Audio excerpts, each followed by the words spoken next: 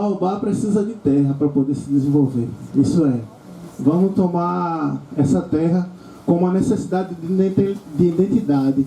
Ele precisa de um lugar, ele precisa de um espaço, né?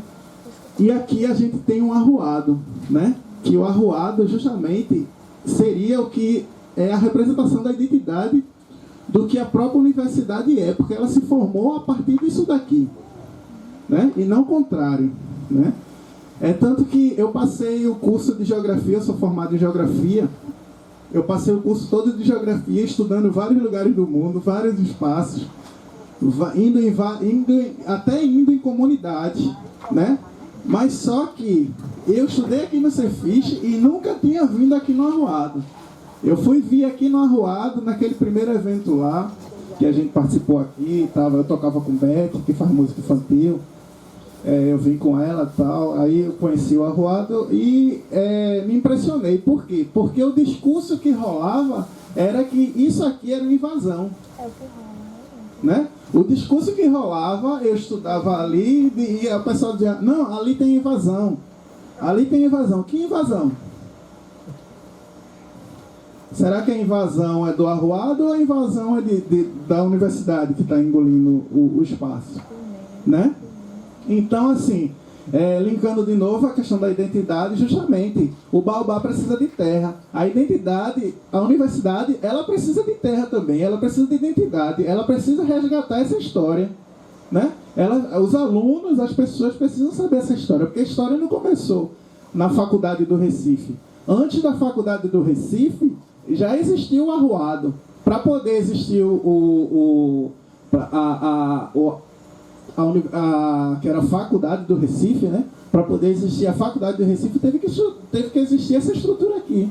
E justamente essa estrutura que alimentou, né, a universidade. Então a gente tem que pensar nisso, a gente tem que pensar nisso como uma resistência. Acho que a palavra sempre que vem em minha mente é a questão da resistência. Assim como as religiões de matriz africana, elas são uma resistência, elas constituem uma identidade, uma forma de pensar do povo brasileiro, e o baobá como exemplo e como identidade viva mesmo, e como acho que essa roda de diálogo aqui, essa oportunidade de estar falando, ela já é o baobá, né? Ela já é o baobá, porque o baobá ele congrega, né? Ele traz as pessoas, né? E é justamente essa representatividade, mesmo que aqui não tem um baobá plantado, mas a gente está vivenciando o baobá, né? Então, é isso, né? O baobá tem uma ligação direta com o Obaluayê, e o Obaluayê, ele representa a cura, né? Então, a gente pode tentar, a partir dessa possibilidade, a gente pode pensar outras formas de pensar justamente a história da própria universidade, a forma com que a universidade pode lidar com as pessoas. Eu fico muito triste, a exemplo de eventos que eu vejo aqui na Concha, e as pessoas que são moradores daqui são impedidos de vender, são impedidos de trabalhar, impedidos de desenvolver justamente aquilo que é mais natural. O que é mais natural? Se a pessoa vive do comércio, vive da venda, se tem um evento aqui, a lógica seria que, muito pelo contrário, as pessoas aqui fossem priorizadas nessa venda, fossem priorizadas para poder ter uma economia circulante, né? Mas não, muito pelo contrário. Colocam seguranças, colocam barreiras, colocam tapumes, colocam qualquer coisa e impede justamente que as relações se deem. Quando fala de desenvolvimento, está falando de crescimento, muitas vezes econômico. É a grande questão, né? E a educação fica refém, inclusive, desse processo. Por quê? Porque para poder ter o desenvolvimento econômico, ou seja, gerar gente para trabalhar em swap, a escola vai ter que se moldar a esse padrão. Tá entendendo? E também tem uma coisa, tudo isso, a gente que quando faz uma prova, e essa prova, sei lá, se todos os alunos lá recebem uma nota muito baixa, digamos, por algum motivo, todos os índices que a gente cria, tudo que a gente está a caderneta que a gente faz, ela serve para o quê? Para disputar dinheiro internacional frente aos grandes órgãos. Então, por que o governo do Estado, muitas vezes, fica com o chicote na mão em cima do professor? Porque isso gera dinheiro. A nota, tudo que dá, aquela pintura de caderneta, que é muito mais importante do que a própria aula dada, a aula viva, a aula dada para os seus alunos, a caderneta pintada, que é mais importante, ela é mais importante por quê? Porque isso gera índice, frente aos órgãos que retornam com dinheiro. Entendeu? E esse dinheiro vai servir para quê? Para a melhoria da educação? Não, eu, por exemplo, ganho muito abaixo do que mereço. Então, assim, enfim, é grana gerada para poder fazer o quê com essa grana? Então, é esses desníveis que acontecem na educação que a gente tem que ser contra, disputar e fazer com que isso não aconteça. E não tem outra forma se não for de luta. E acho que isso se conecta com o caso de Arruada, ou seja, tem que lutar mesmo, sendo como professor na escola, sendo a gente aqui, no caso, moradores desse espaço. E só se juntando com o espaço universitário, com os espaços de luta da universidade, é que de repente a própria Arruada pode disputar espaço aqui dentro para não poder o reitor fazer o que bem quer, entende, e dizer como deve ser aqui ou não. Ou seja, não pode fazer festa, tem que ficar de tal forma, entendeu? Não, sei lá, não pode fazer nada, a não ser que o reitor diga, é rei, Está acontecendo as coisas na universidade, desenvolvimento, prédios e mais prédios, e o diálogo com a comunidade é mínimo. Então a gente acorda quando a gente mal vê, não sei quantos caminhões aqui passando, e a casa com muita poeira, porque não é poeira, pouca poeira, é muita poeira. Tipo, você limpa hoje e amanhã já está com aquela poeira tomando toda a casa. Então assim, a saúde das pessoas aqui estão em jogo. É uma realidade muito difícil. Sabe, ouvir falar é uma coisa. Agora, seus olhos veem a situação, vir aqui para o Arruada e sentir na pele as dificuldades, é uma outra realidade. Eu mesmo, agora que comecei a cursar pedagogia, não foi, Vanessa? Já 2 vezes eu tomei banho no meio do CAC, porque não tinha água na Arruada. E a gente não sabe a quem recorrer. O pior é isso, sabe? Aí foi quando eu me juntei com Vanessa e com Kelly, a esposa do celular, e peguei o carro, vamos descobrir onde é que está o problema aqui. Tem que dar um de pesquisador, sabe? Vamos embora. Aí saiu com o carro procurando, né? Foi ali. Chegou. Era o cano que estava estourado ali na frente do teatro. E tipo, o cano estava estourado, ótimo. Mas tipo, a comunidade sofre com isso, porque a água da comunidade, pelo menos a da minha casa, vem daqui. Então eles fecham tudo, mas não tem uma comunicação. Vai passar 2 dias sem água, enche os tonéis, né, as panelas, porque 2 dias sem água. Mas a gente não sabe, a gente não tem previsão, a gente não sabe a quem recorrer quando isso acontece, a gente não tem um porta-voz. Então assim, poxa, aí a gente anda, é muito contraditório, porque eu ando daqui ali no CTG, é internet.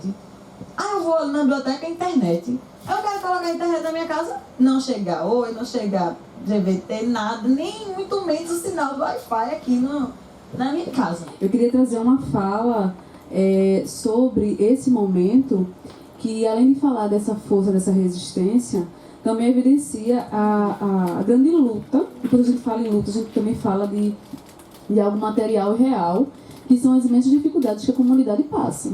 E aí eu, como assistente social, não posso deixar de passar isso, né? E a gente tem que dizer, se você for na minha casa e abrir a torneira, você vai ver uma água preta, enferrujada. Entendeu? Se você for conversar com os moradores, eles não vão falar necessariamente da ancestralidade deles, vão falar do presente, desse presente que sofrem ainda. Então você tem moradores que não têm a questão jurídica do direito à moradia assegurado. Você tem moradores que não têm acesso à água, uma água que tenha uma pureza de sua né, origem, de sua procedência. Você tem moradores que não têm a identificação, a gente falou aqui, né, de lugares, de geografia. A gente sequer tem o reconhecimento do território da Estância do Arruada no mapa da UFPE. Então, assim, a gente realmente não existe. Para a UFPE, a gente não existe. Então, assim, é muita luta mesmo que existe aqui. Então, os moradores que estão há muito tempo, que passaram, né, uma parte de suas vidas sem entrar em conflito com a universidade, porque a partir do momento que a gente se coloca, a gente reivindica, né, a gente tensiona a relação e entra-se no conflito do interesse pelo quê? Pela terra, né?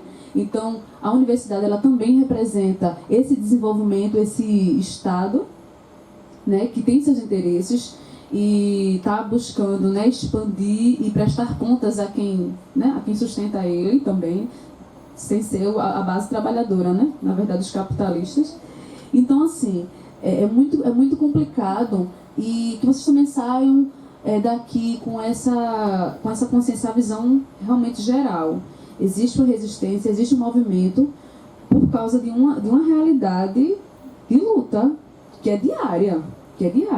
É com relação à energia, com relação a sistema sanitário, a internet, não tem nem acesso à comunicação, que hoje em dia é algo, né?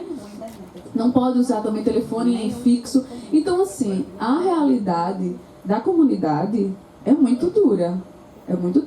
E, assim, só falando um pouquinho, né, amiga, que a gente, por conta própria, a gente pensou em fazer um pré-teste no início desse ano, que era um questionário socioeconômico para os moradores. E você vê que as pessoas são pessoas de baixa renda, são pessoas empobrecidas, não vou colocar pobre, né? Pessoas empobrecidas pelo sistema.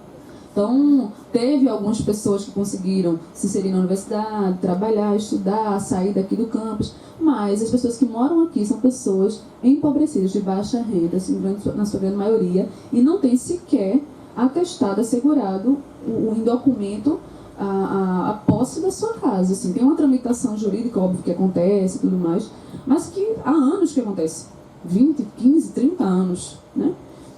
Então, assim, é uma luta, é uma resistência que acontece todo dia. Os moradores que têm o seu trabalho informal no comércio aqui, nas barraquinhas, quando tem evento aqui na UFPE, ainda tem que sofrer todas essas restrições impostas pelo campus. Então, a gente tem, sim, aqui tem muito essa força, essa resistência, né?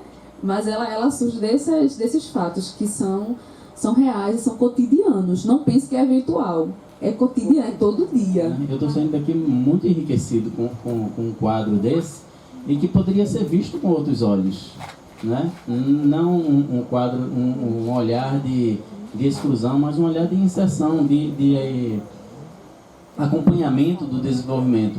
Eu tenho uma frase guardada comigo, eu vou encerrar minha fala com essa frase, eu preciso sair, que diz assim, que a gente só tem futuro se a gente tiver passado. E se eu apagar esse passado, talvez a história do futuro da universidade também, parte dessa memória também vai ficar junto. Então eu preciso conservar a história do meu passado no presente para poder ter esse futuro garantido lá na frente.